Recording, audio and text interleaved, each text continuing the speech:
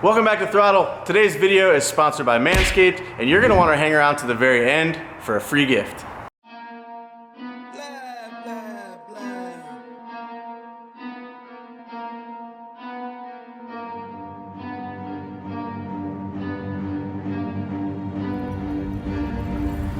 I got problems on problems on problems on problems on problems on problems. I solve them. I run through the tell me I'm bumping, I'm going through something that's why I call it. I got problems on problems on problems on problems on problems on problems. I solve them. I run through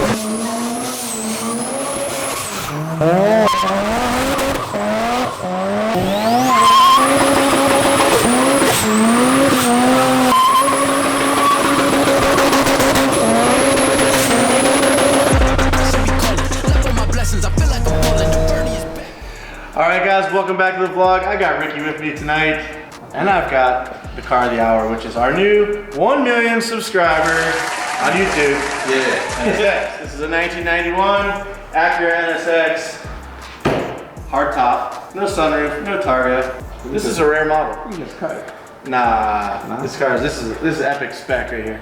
But today we're actually gonna go over our new NSX and tell you all the things that we don't like about it and the things that we found wrong with it. It's a used car. It's really old. I don't know even what to say because I like almost everything about it. So I love everything about it too. Let's be clear. It's hard for us to find things wrong with it, but it is from 1991. So to kick it off, I think the first thing that we all notice about this car is the terrible decals all over it. You mean those sweet decals? Yeah, it looks good, man. I don't know what it is. throtl Racing is a very desirable parts company from Japan that makes racing products for Honda. Okay. A few other cars as well, but they're very well known in the Honda community. I had their cams and stuff on my old EM1. Good stuff, great stuff. Okay, OS Geico. So question for you, since you went through this car inside and out, under the top, is there any total racing parts in this car? Visibly, no. But that doesn't mean there's not cams. It doesn't mean there's not valve train stuff. Gotcha. So they make mostly engine componentry, but they do make some other stuff as well, like individual throttle bodies, that sort of stuff, which you would see. I don't see any of that. You don't see any of that. I didn't see anything. So if there is any throtl Racing products on this car, which we hope there is, because that would be awesome. We still won't know. They're under the valve covers. So once we get to that depth of this build, then we might find out. Right. OS Geico, they make clutches and differentials, like limited slip differentials. Okay. Very good. They are top tier clutch and diff company. Again, we won't know until we get into the gearbox or into the diff. I think whoever built this kind of built it the way we like to build cars, which it's a streetable car that you could take to the track at the drop of a hat. Right. Your boy decides to have a track day on Saturday. Okay, let's go. You grab your helmet and drive it there, rip it all day, drive it back, drive it home. So that leads us to those stickers. They're coming off. Yeah. So one of the things I noticed that the car has no orange peel whatsoever, which means somebody has already wet sanded it before, which is good and bad. It's good because somebody obviously maintained the paint at some point. But it's bad for us because of the transport on the way here. It's got a bunch of little scratches. You can see paw marks where an animal was walking on the dirt and scratched the paint. So the paint is in really bad condition as far as the top surface. The top surface, yeah. With a quick 3-stage, I wouldn't say quick, but with a 3-stage, it should come out perfectly. Well, you can't close on it again because it's already been done. And the clear coat is so thin at the moment that well, OEM paint jobs aren't known for really deep clear, right? They just put down as much as they need to, get it out of the factory. We found, 2 locations where the previous owner burned through the paint just a little bit. So that leads us to believe that it's an original paint job and there's not a lot of clear, which is why they burnt through so easily, which then means we can't clear it again because we run the risk of damaging the paint further.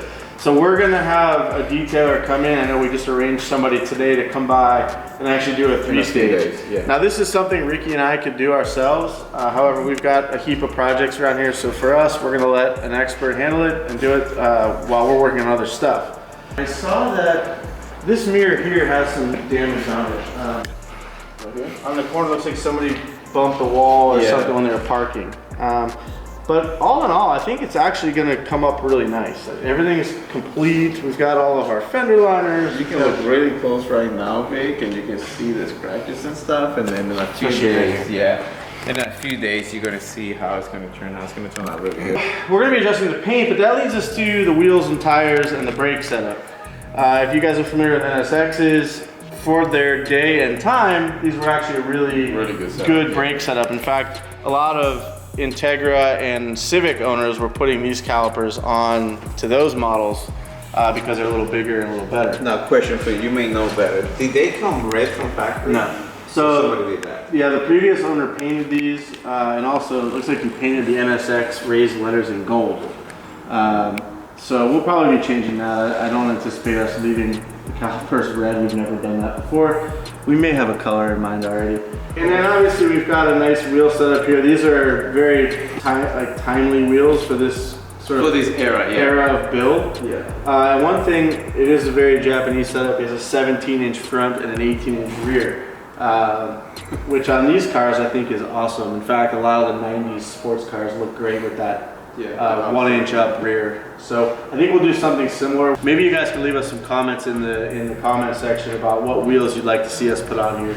And we have our ideas, but it'd be interesting to see what you guys think as well. Obviously, we're going to make those to some sticky Falcon RT660 Nsxrs. Make sure this thing has all the grip it needs.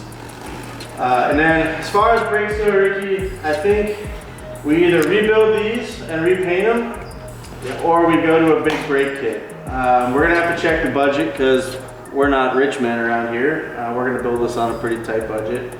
And so we'll need to decide, you know, is it important for us to have a bigger brake kit, or should we just stick with these, rebuild the calipers, put new rotors, and send it? Well, that's the thing when it's come to upgrading the brakes. Like I usually do it if I have a reason to. Like my RX-7 is the only car that I've ever replaced the stock brakes for bigger ones because obviously I put a lot more power to it, and you need to stop at a track.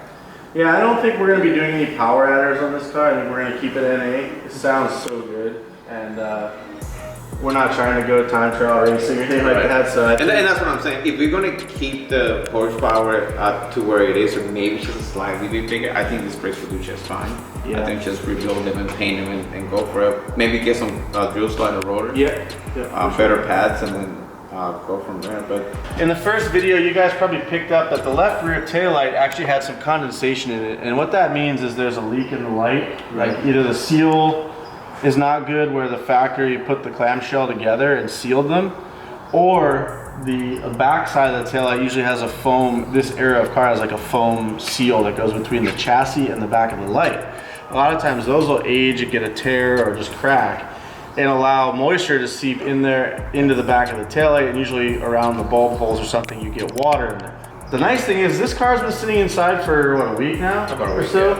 And we're not noticing any new condensation in there. So that tells us that, well, it really doesn't tell us anything more than we already knew. It has a leak. So instead of replacing these OEM taillights, because Ricky and I looked them up, they're about $800 for a brand new set of taillights, which isn't terrible, but it's $800.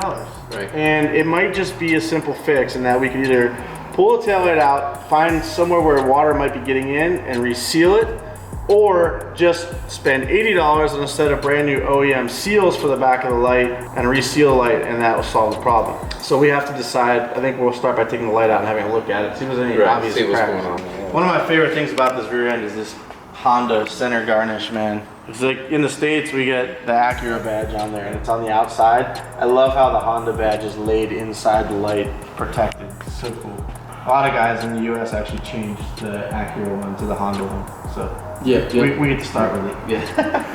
Now this exhaust, it doesn't look stock, right? No, so it actually has a Backyard Special exhaust. Backyard Special is a Honda tuning company.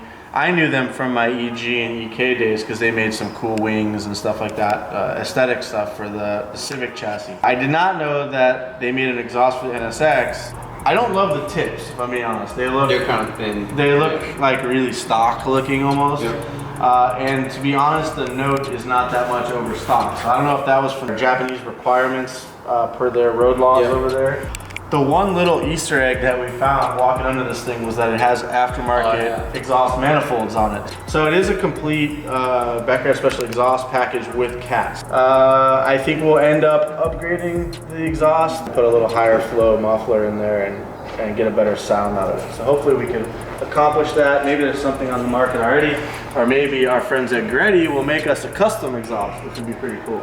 I do have my eye on the side skirts for this car. But yeah, I think the stance is good. One thing we did all notice was that the coilovers, which are an off-brand coilover we've never seen before, there's no markings at all on them. We're probably going to be stepping up to something a little more suitable for a sports car. Yep. And we already have those on order, so when those come in, we'll unbox them and show them to you guys. But this thing's going to handle like a dream when it's done. Promise that. What about spoiler? Are we going to do anything with spoiler? Yeah, of course. You know, the really common go-to wing for NSX is the Nsxr Spoiler. And essentially, it replaces this whole piece here, this whole center section all the way to here. And it basically comes up, it sits up here, a little higher. And then they make a bunch of bits for gurney flaps and stuff for it. Right. And you can even get an underwing that lays on here. Oh, really? And it kind of lays up like that too, which is pretty cool. But for me, NSX needs a GT wing. And we haven't done a GT wing on any of our builds. I don't think we have. No, we haven't. So what's cool is if you get a proper GT wing for this, it actually bolts into where this bolts on. And it comes straight up, and you know, you've got a nice roof height or higher. I want to go high, like picnic table style. Like, I think they look so aggressive with the uprights and a nice carbon blade with the big end plates. I think it's the way to go. So we're gonna look into something like that. The other option is a Mugen style or a Mugen actual traditional wing, which lays right down just basically over top of this, and it reaches down the sides. It's a really sleek style look. Unfortunately, Mugen parts for these cars are pretty much unobtainium at this point, and if you do find them, get your wallet out. You're paying all the money for it. Yeah, you get to refinance your house. Golly. So I know, like, even the reproduction Mugen wing is about $2,000. Oh, so you can imagine what the Mugen one costs if you find one. You're probably in $4,000, $5,000, $6,000. Easy, yeah, for a wing. I kind of like the GT. You know what? I think we should go with the GT style. I'm leaning towards GT style. Yeah. You're right. We haven't done a single. We haven't done a single GT wing on any car we've ever built. So I think we're gonna keep the rear bumper or the front bumper status quo and put a lip. Yeah. Nice carbon lip or something. And then on the rear, we'll add a diffuser. We'll remove the factory diffuser and add a carbon race actual GT style diffuser, so that the car is gonna look the business. Oh, you can see where the ETC speaker was. Oh yeah. So ETC is electronic transit card, I believe it stands for. Correct me if I'm wrong, JDM experts, but it's a little box inside your Japanese car that you slide a card into that allows you to travel on the toll roads in Japan.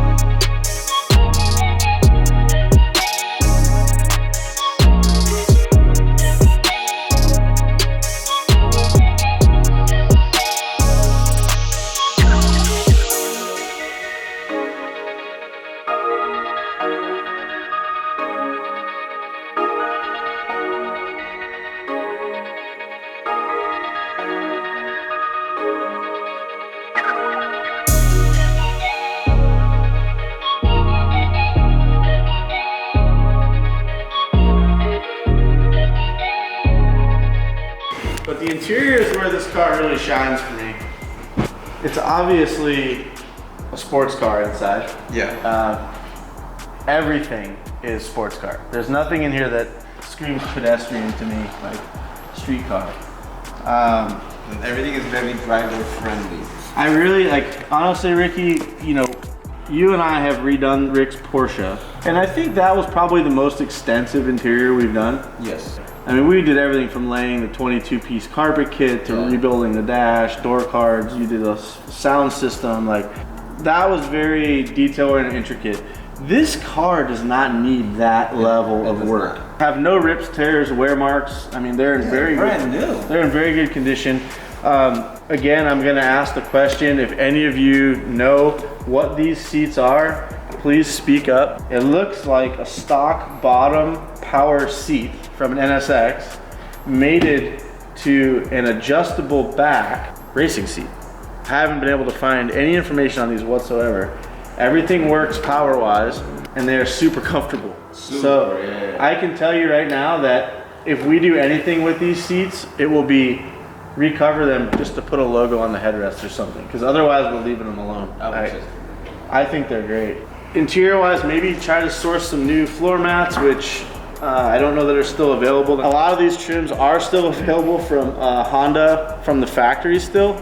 So unlike the RX-7s of the world and Cappuccinos and some of these older 90s cars that everything is now obsolete, the NSX parts seem to be readily available, OEM parts. They do cost an arm and a leg though. We'll probably do something with the steering wheel. Now, this is a tricky situation because this is not an adequate steering wheel for a sports car in my opinion. It's not. This screams Honda Civic to me. You know what, when I took this car on a test drive, that steering wheel didn't make any sense. Yeah, it's very thin. This is a Civic airbag, it seems. They're very similar. And it just seems cheap. Everything else about it, this car is so sports oriented, and then you just have this boring wheel. So, there is an NSXR wheel that's more of a racing type wheel, and it actually has like a Honda horn button, which is very race specific or very racy for the NSXR, but you lose the airbag. So we need to come to terms with, are we okay with not having a driver's side airbag or not? We do not have a passenger side airbag, so maybe just making this car airbagless is the way to go so we can have a nicer situation with the steering wheel. I'm not sure. But I think you put the right steering wheel in here and all of a sudden this whole interior is transformed. Yeah. You have to look at this headline.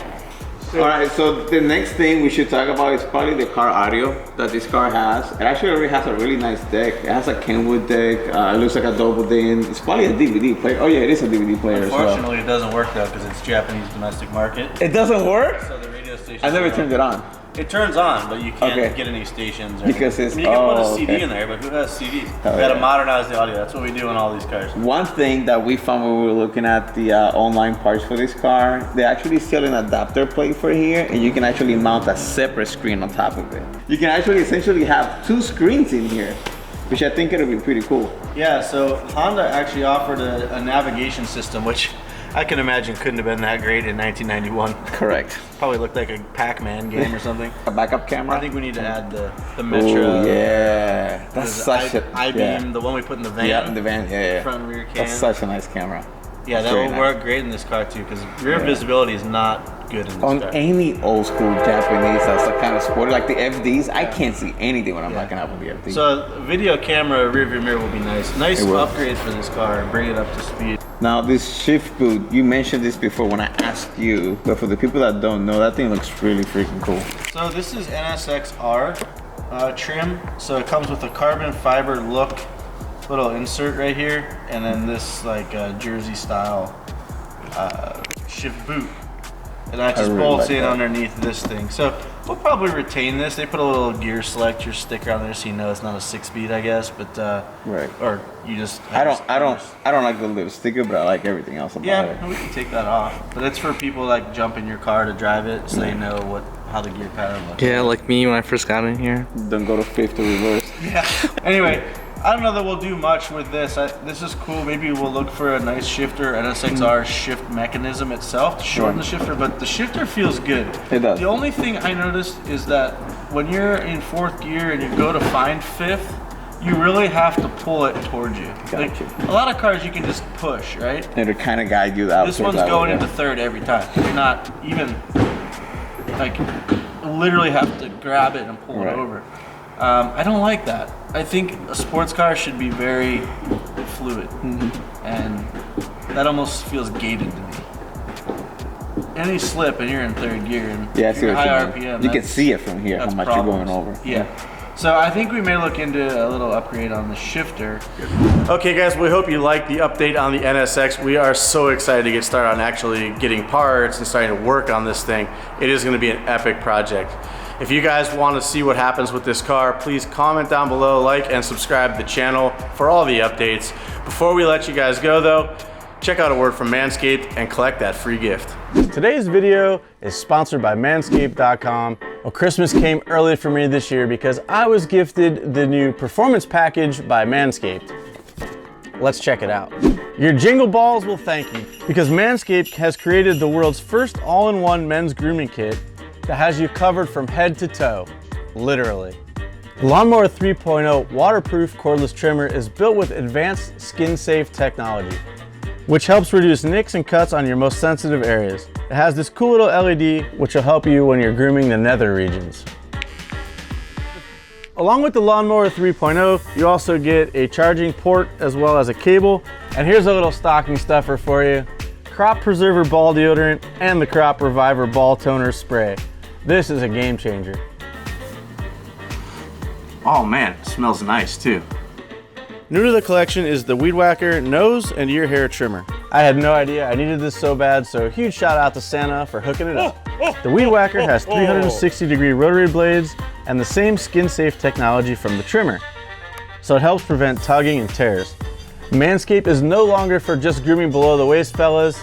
In addition to products for your face, they now have you covered head to toe with their new and improved Shears 2.0 luxury 6-piece stainless steel nail kit. And this thing is nice. Every guy out there should add Manscaped to their wish list this season. And if you've got a special man in your life that's been good this year, make sure you pick him up the Performance Package by Manscaped. It's the biggest bang for the buck this season, and for a limited time, you're gonna get 2 free gifts. You're gonna get the Shed Travel Kit, and you're also gonna get a pair of anti-chafing Manscaped boxer briefs. So don't wait. Head on over to manscaped.com, use my promo code, get 20% off, free international shipping, and the 2 free gifts. Okay, I think that's it, Vic. That's a wrap. Nothing that we can fix. Just like you and me, as we get older, our stuff starts breaking and not working right. Speak for yourself, bro. I'm Brian. Let's go. I'm talking about bones.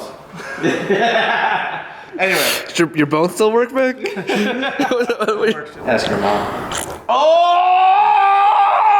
Yeah, he got me. What is going on here?